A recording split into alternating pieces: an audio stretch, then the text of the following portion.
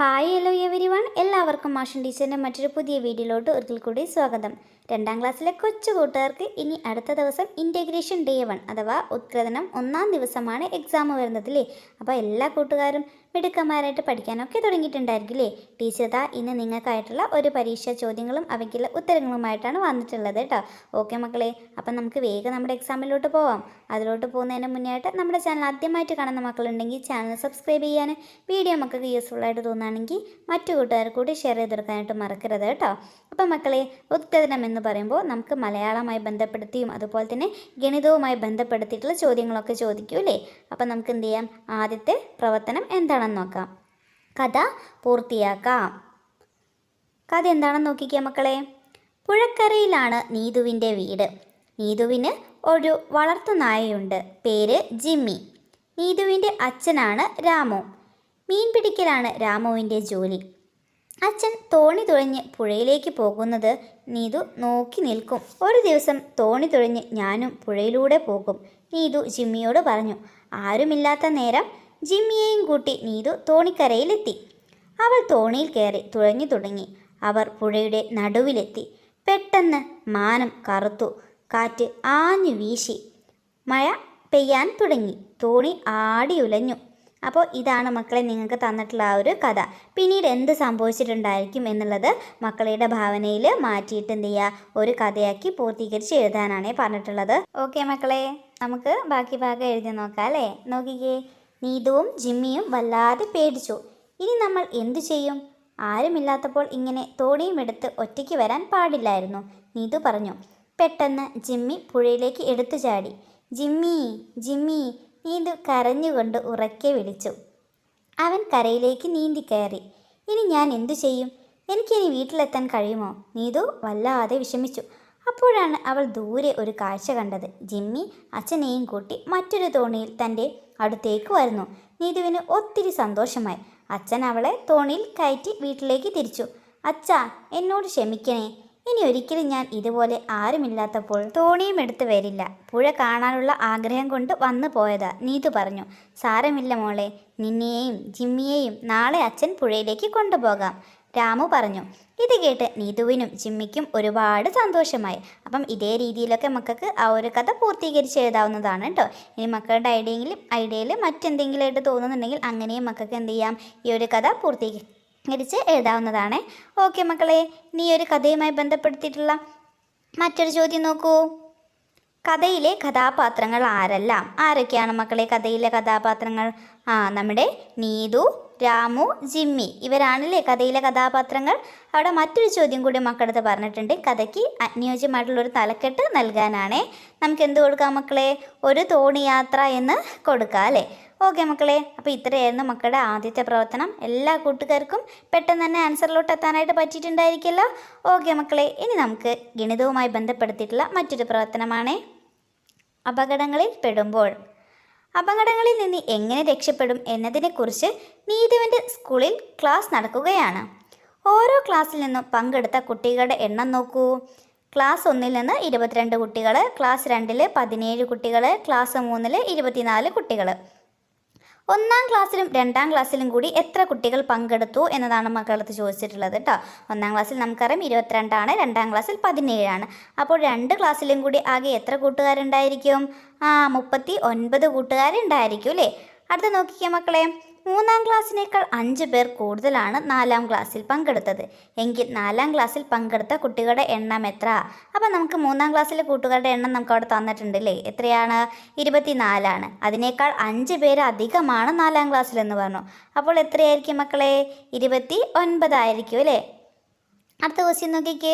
3ാം ക്ലാസ്സിലും 4ാം ക്ലാസ്സിലും കൂടി എത്ര കുട്ടികൾ പങ്കെടുത്തു? എത്ര കുട്ടികളാണ്? 53 പേരാണ് അല്ലേ. 24 കൂട്ടണം 29 ചെയ്ത് നോക്കുകയാണ് വേണ്ടത് കേട്ടോ. അടുത്ത ക്വസ്റ്റ്യൻ നോക്കിക്കേ മക്കളെ. കൂടുതൽ കുട്ടികൾ പങ്കെടുത്ത ക്ലാസ് ഏതാണ്? 4ാം ക്ലാസ് ആണ് അല്ലേ. 4ാം ക്ലാസ്സിൽ 29 പേരാണെന്ന് നമ്മൾ കണ്ടെത്തി കഴിഞ്ഞു അല്ലേ.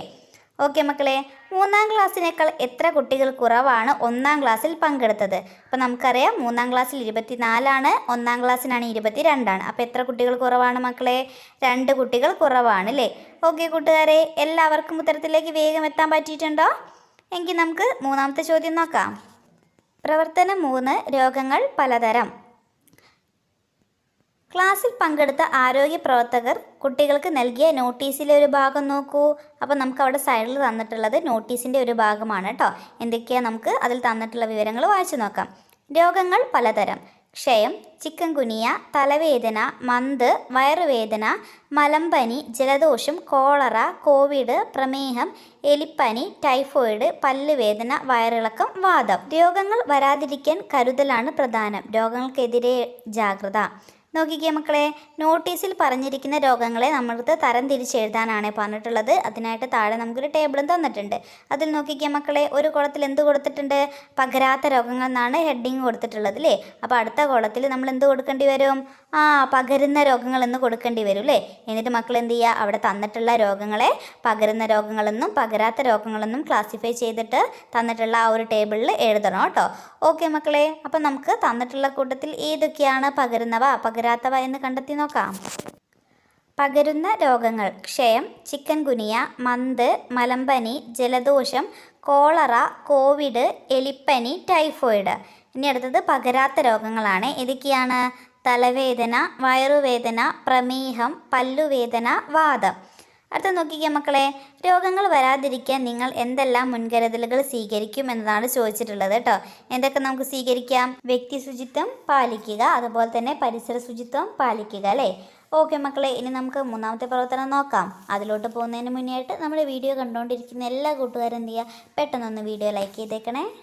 പ്രവർത്തനം 4 കടങ്കഥ.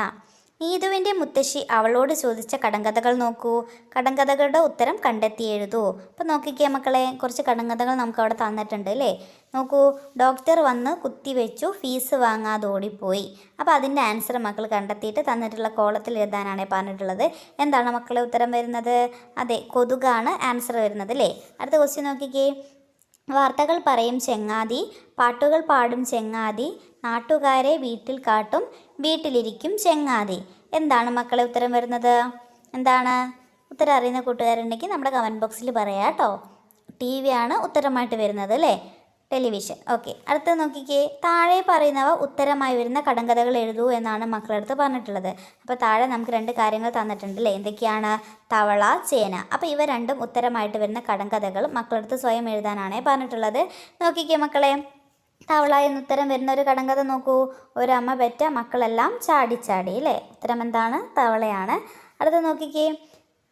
ചുവടൊരു വട്ടുരുളി, തടിയൊരു വടി, തലയൊരു പന്തൽ. ആൻസർ എന്താണ്? ചേനയാണ് അല്ലേ. ഓക്കെ, പിന്നെ മക്കളടുത്ത് മറ്റൊരു ചോദ്യം കൂടി അവിടെ പറഞ്ഞിട്ടുണ്ട്. ഒരു കടങ്കഥ സ്വന്തമായി തയ്യാറാക്കി എഴുതൂ എന്നാണ് പറഞ്ഞിട്ടുള്ളത് കേട്ടോ. അപ്പോൾ മക്കൾക്ക് ഇഷ്ടമുള്ള രീതിയിൽ എന്ത് ചെയ്യാം? ഒരു കടങ്കഥ എഴുതാവുന്നതാണ്. ഓക്കെ മക്കളെ, അപ്പോൾ നമ്മളിപ്പോൾ അവിടെ കൊടുത്തിട്ടുള്ളത് വായിലിട്ടാൽ അലിയും വെള്ളാരം കല്ല്. ഉത്തരം എന്തായിരിക്കും മക്കളെ? ആലോചിച്ച് നോക്കിക്കേ. കൽക്കണ്ടമാണ് അല്ലേ. ഓക്കെ കൂട്ടുകാരെ, ഇനി നമുക്ക് അടുത്ത പ്രവർത്തനം നോക്കാം. കൂട്ടുകാർക്ക് ഇനി ഗണിതവുമായി ബന്ധപ്പെടുത്തിയിട്ടുള്ളൊരു പ്രവർത്തനമാണ്. ഹായ് മഞ്ചാടി. നീതുവും കൂട്ടുകാരും ശേഖരിച്ച മഞ്ചാടികൾ 100ൻ്റെയും 10ൻ്റെയും 1ൻ്റെയും കൂട്ടങ്ങളാക്കി. ഓരോരുത്തരും ശേഖരിച്ച മഞ്ചാടികൾ എത്ര എന്നത് കണ്ടെത്തിയിട്ട് എഴുതാനാണ് പറഞ്ഞിട്ടുള്ളത്. അപ്പം നോക്കിക്കേ മക്കളെ, നീതു, അതുപോലെ അതുൽ, ഫൗസിയ, തോമസ് ഇവരൊക്കെ ശേഖരിച്ചിട്ടുള്ള മഞ്ചാടികൾ അവിടെ കുപ്പിക്കകത്താക്കിയിട്ടില്ലേ. അതായത് 100ൻ്റെയും 10ൻ്റെയും 1ൻ്റെയും കുപ്പികളിലാക്കിയിട്ട് അവിടെ അടുക്കി വെച്ചിട്ടുണ്ട്. അപ്പോൾ ഓരോരുത്തരും എത്ര എണ്ണം വീതമാണ് കളക്ട് ചെയ്തിട്ടുള്ളത് എന്ന് കണ്ടെത്തിയിട്ട് അവിടെ മക്കൾ എഴുതാനാണ് പറഞ്ഞിട്ടുള്ളത്. ഓക്കെ മക്കളെ, നമുക്ക് നോക്കാം. ആദ്യം നീതുവിൻ്റെതാണ് അല്ലേ. നീതു എത്ര 100ൻ്റെ ബോട്ടിലുണ്ടെന്ന് മക്കൾ എണ്ണി നോക്കിക്കേ. 4 100ൻ്റെ ബോട്ടുകളുണ്ട്. എത്ര 10ൻ്റെ ബോട്ടുകളുണ്ട് മക്കളെ? എണ്ണി നോക്കൂ. 3 10ൻ്റെ ബോട്ടിലുണ്ട് അല്ലേ. അതുപോലെ തന്നെ 3 ഒന്നുകളുടെ ബോട്ടിലും ഉണ്ട്. അപ്പം ആകെ മൊത്തം എത്ര മഞ്ചാടി ഉണ്ടായിരിക്കും മക്കളെ? 4 100ഉം 3 10 3 ഒന്നുകളാണ് അല്ലേ. അതായത് 433 മഞ്ചാടികൾ ഉണ്ടായിരിക്കും അല്ലേ. അതുപോലെ തന്നെ ബാക്കിയുള്ള കൂട്ടുകാരോട് കണ്ടെത്തി. അതിൽ എത്ര ഉണ്ടായിരിക്കും? 324 ആയിരിക്കും അല്ലേ. മക്കൾ എന്ത് ചെയ്യുക? വീഡിയോ ഒന്ന് പോസ് ചെയ്തിട്ട് നിങ്ങൾക്ക് ഒറ്റയ്ക്ക് ആൻസറിലോട്ട് എത്താൻ പറ്റുന്നുണ്ടോ എന്നുള്ളത് നോക്കുക കേട്ടോ. 324 മഞ്ചാടികളായിരിക്കും അതിൻ്റെ കൈവശമുള്ളത്. അടുത്തത് ഫൗസിയാണ് അല്ലേ. ഫൗസിയ 322 കേട്ടോ. ലാസ്റ്റ് വൺ തോമസ് ആണ്. തോമസ് 214. അപ്പോൾ നമ്മളെല്ലാവരും കണ്ടെത്തിയില്ലേ. ഇനി കൂട്ടുകാരുടെ അടുത്ത് പറഞ്ഞിട്ടുള്ളത് ഈ കണ്ടെത്തിയ സംഖ്യകളെ ആരോഹണ ക്രമത്തിൽ എഴുതാനാണ് പറഞ്ഞിട്ടുള്ളത്. അതായത് ചെറുതിൽ നിന്ന് വലുതിലേക്ക് എഴുതാൻ. അപ്പോൾ ഏത് സംഖ്യ ആദ്യം വരും? 214, അതിനുശേഷം 322, 324, 433 അല്ലേ, ഇതേ രീതിയിലായിരിക്കും വരിക. ഓക്കെ മക്കളെ, അപ്പം വലിയ തെറ്റില്ലാത്ത രീതിയിൽ എല്ലാ കൂട്ടുകാർക്കും ഇന്നത്തെ പരീക്ഷ അറ്റൻഡ് ചെയ്യാനായിട്ട് പറ്റിയിട്ടുണ്ടായിരിക്കുമല്ലോ.